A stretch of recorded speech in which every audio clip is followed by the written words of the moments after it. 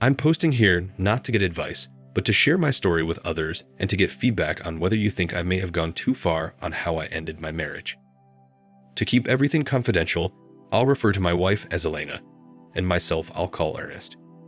We met at a bar in the city one night when she was 23 and I was 25. I know finding love at bars is normally a high-risk gamble, but this seemed different. I guess in hindsight, it wasn't. She was there with a group of her friends, and I was there with my brother and his friend. A band was playing, and my brother and his friend started dancing with a couple girls in their group. She and I were left standing alone and started chatting. It was loud, so we stepped outside. We spent most of the night out there just getting to know each other. At the end of the night, we exchanged numbers, and the following morning, she texted me and said how much she enjoyed talking to me and asked what I had planned today. The truth is, I didn't have anything planned, but told her I was going to go for a run and then take a bike ride just to impress her. She texted back and said that sounded fun and that she loved biking and asked me where I was going. I told her to a local bike trail where I rode occasionally. She asked when I was going, and I made up a time. She texted and asked if she could join me. I was pleasantly surprised at her boldness and told her sure, and that's how our relationship started. She met me at the trail and we biked a couple of hours. When we finished, we went to a restaurant near the park for Saturday happy hour and ended up staying for dinner. We actually didn't leave until they closed at 10. We both knew this was a case of love, or at least lust at first sight.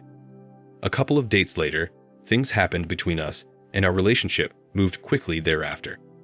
We moved in together after 11 months and married a year later. I know that I moved a little too fast, but things were really good between us back then, and our families encouraged us to tie the knot. Everything about our marriage was great, with the exception of a very dark patch we went through in our third year together. It was then that my wife, who at the time was 6 months pregnant, lost the baby. We were both devastated by the loss. For the first few weeks after, we supported each other, and the loss actually brought us even closer together. Then there was a point where she suddenly became distant and downright hostile to me. This all started after she went back to work and lasted over 3 months. I chalked it up to depression and asked her multiple times to see a counselor or talk to her doctor, but she refused. Throughout this time, I was very patient and supportive of her, but it was very difficult. She constantly criticized me and got emotional over the littlest thing, and several times up and left the house for hours out of frustration. She refused all intimacy and was withdrawn, spending most of her time texting back and forth with friends and her mother, or so I thought. Both our families noticed it too and asked her to seek help, but she refused and told them to mind their business. Things got so bad that I reached a breaking point. I had a heart-to-heart discussion with her and told her if she didn't change, I was leaving. She apologized and asked me to stay, swearing she would try harder, and equated everything to losing the baby. During the weeks that followed, she was better. The arguing stopped, but she was still distant, and we had limited intimate encounters, telling me it just didn't feel right or it was too soon. Then, out of nowhere, I got home one night and she had a dinner waiting for me, complete with flowers and wine. She met me at the door and told me how sorry she was for how she'd been acting. She told me that earlier that day while she was working, everything hit her like a ton of bricks. She said at that moment, she realized how terrible she had been to me and became so upset. She took the afternoon off to prepare dinner for us. From that day forward, my wife became more loving and affectionate than she had ever been. She has treated me like a king since then. Fast forward 90 days, and she became pregnant again. This pregnancy was successful, and she gave birth to our son. I now had what I thought was the ideal marriage: a loving wife, a beautiful child, great families, great friends, great jobs, and a nice home. Life was indeed good. That all lasted until one fateful Saturday morning 2 years ago now. Earlier in the week, I had bought my wife a new tablet for her birthday as her old one was over 7 years old and was no longer software supported by the manufacturer. While her old tablet was no longer supported, I could still use it for streaming. I thought I would put it in the garage on my work credenza and use it to listen to podcasts and satellite radio while I'm working out there. I looked around for her tablet and finally found it at the bottom of her underwear drawer. Strange place to put it, but I didn't realize why at the time. I took it out to the garage and powered it up, and when I did, a Messenger application came up. She was still signed in, and I could tell from the message dates she hadn't used the app for nearly 3 years. I was about to minimize the application, but then decided to snoop a little and open one of the messages. I couldn't believe my eyes. It was a message between her and her then boss. In the message, she was explaining to him why they could no longer be together. She said what she had done was wrong, and she suddenly realized it that day. I then went back and found hundreds of messages between the two of them. The messages span a 3-month period that coincided with the time she was treating me so poorly. It all made sense now. She was having an affair with her boss that entire time. This guy and I sat together at company outings and golfed together several times during and after their affair. He has a wife and a son just a year older than our boy. I was furious. What infuriated me even more was the conversations between the two of them where they openly mocked me and his wife, and worst of all, where they bragged about what they did with us after their encounters. It was soul-crushing. I was devastated at first, but then just got angry. I thank God she wasn't home right then, as I don't know what I would have done had she been. I read each message in detail until she called me on her way home. Before she got there, I took the tablet out to my car to hide it from her and to make sure I still had access to the Messenger app for evidence. When she got back, I helped her put away the groceries and then told her I needed to go into the office for a couple of hours as I had forgot something. At the office, I synced up the tablet to a personal printer I have there and printed off their conversations. All 972 of them. While printing them out, I grew progressively angrier and contemplated my next move. When I left the office, I was full of rage and headed over to her boss's house. My plan was to go there and deck him. When I got on his street, I came to my senses and decided that was not a smart thing to do. Instead, I headed home to confront my wife. I was even more full of rage, but again, sanity kicked in and I decided against it. Instead, I went to the park near our house and walked for over an hour and devised a plan. Amazing how fresh air clears the mind. The one thing I knew was that I would be divorcing her. Nothing she could say could ever justify what she had done. I wanted to ambush her and humiliate her with a divorce to make her feel as bad or worse than I felt when I found out about her affair. I also wanted her to suffer. I thought, until I serve her with divorce papers, I'm going to treat her the same way she treated me when she was having the affair, and that's exactly what I did starting that Monday evening. During the day, I met with 2 different attorneys and picked one with a reputation of being ruthless to handle my divorce. I presented the attorney with all the messages and the tablet computer. According to her, this was more than enough to justify an at-fault ruling, as the messages included many graphic pics of the two of them, including several they took together. Why they took and sent those pics, who knows, but I'm glad they did. As my attorney said, without them, the infidelity would be more difficult to prove. The toughest part was waiting. My attorney said she would need a full 3 weeks to draw up the papers due to a backlog she had. I then contemplated how I would handle things with my wife. I couldn't stand the sight of her, but knew I had to play it cool until the papers were ready. Also, I had my 2-year-old son to think about. I wanted to make sure everything was good for him. As I said, I decided to treat my wife the same way she treated me during her affair. I refused all of her advances, acted distant, criticized her, and started arguments over ridiculous things. I know some are going to say I should have been the bigger person and not stooped to her level. To them I say, I didn't cheat, so I'm not stooping to her level. I'm just giving her a little taste of her own medicine. She noticed the change right away and did everything to please me. Even though she was doing everything right and had been since the end of her affair, I treated her like garbage. Thankfully, I only had to keep up this act for a little over 2 weeks as my attorney completed the paperwork faster than she originally thought. I then had to decide the best way to confront her. I decided to do it on a Sunday morning when both sets of our parents would be at the house. They normally come over right after Mass and have coffee and breakfast with us. My plan was to print out copies for them and ask them to read it, then hand a copy to my wife. After she realizes what it is, I would then present her with the divorce papers right in front of our parents. I know to many of you this is going to seem like a petty and childish way of handling the situation, But until you've been cheated on and disrespected like Elena had done to me, you can't imagine the hurt and pain.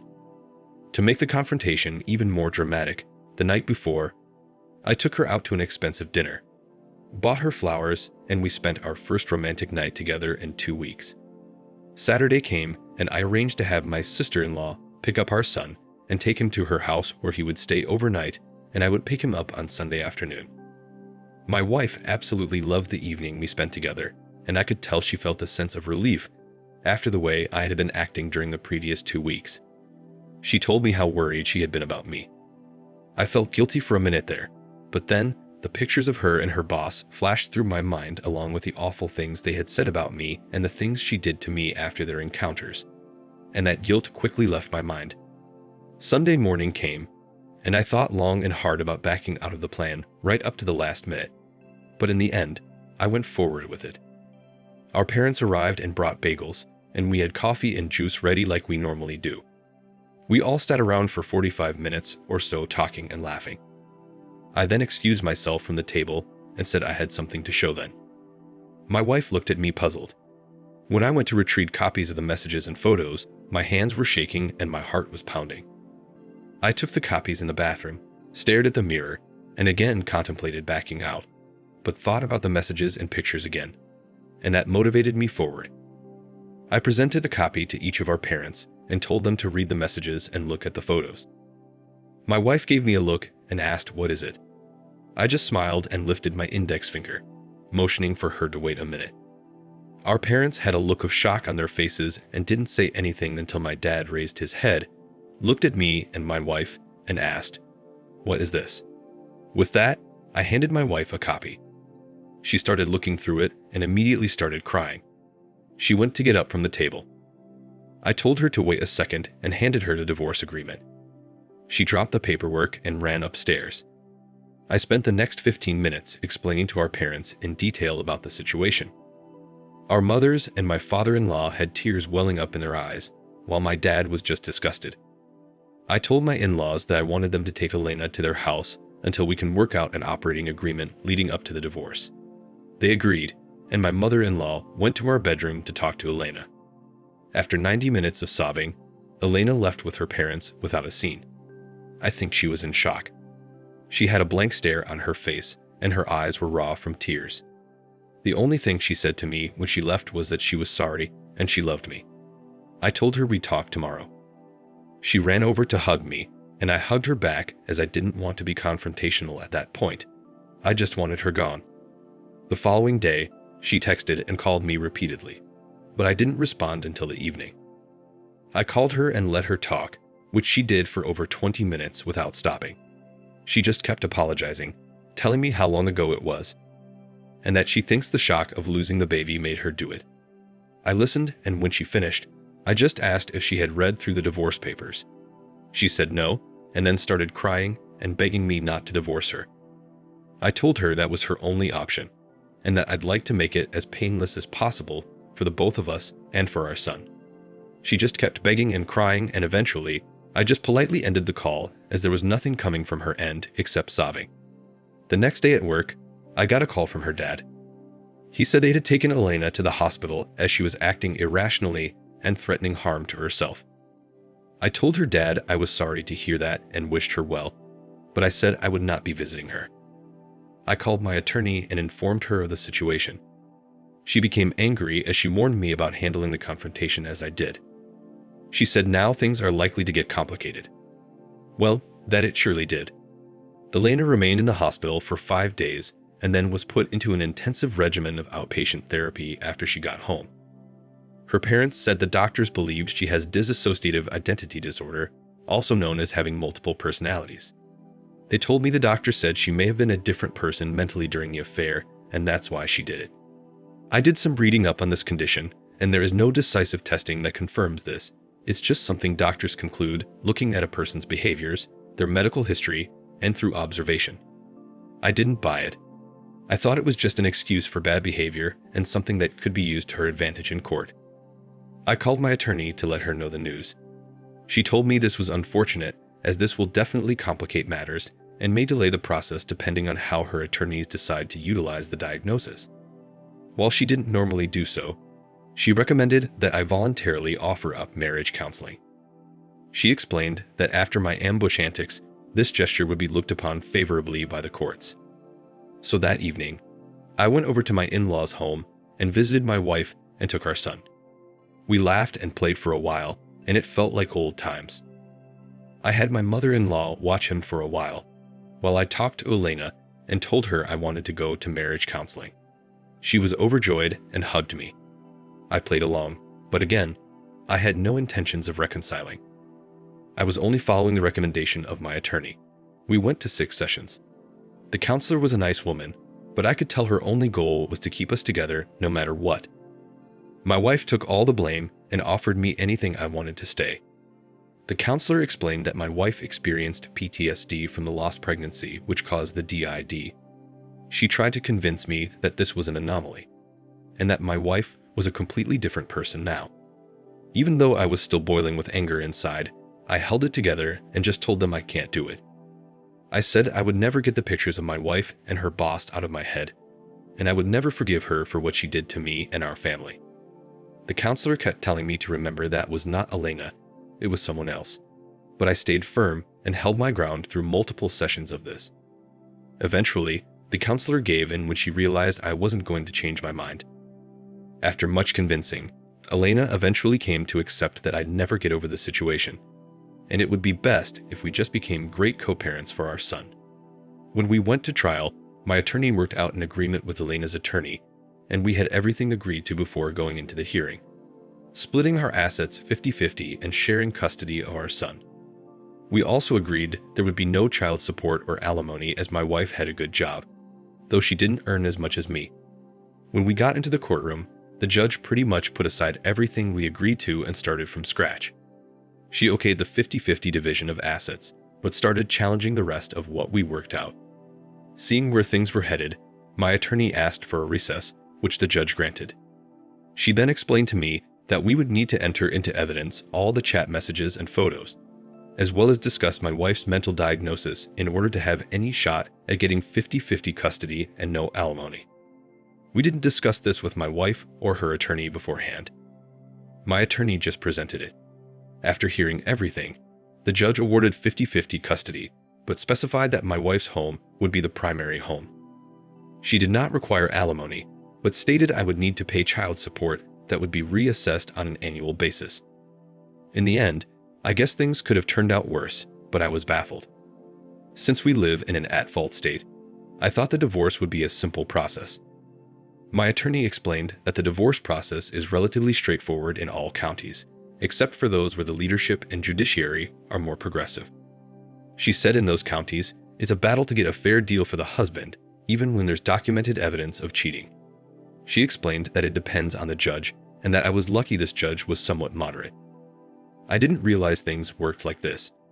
So after we sold our house and split the proceeds, I moved just over the border to a suburban county, which has a more traditional value system. The drama with the divorce didn't end there though, as it was now time to inform the AP's spouse. I wanted to do this right after I confronted my wife, but my attorney insisted I wait until after the divorce was final. I got her contact information off LinkedIn and called her. We met later that afternoon at a coffee shop in the lobby of the building where she works. I presented her with the evidence and told her what had occurred. Learning this information, she of course was upset. She apologized, thanked me, and then ran out of the coffee shop crying.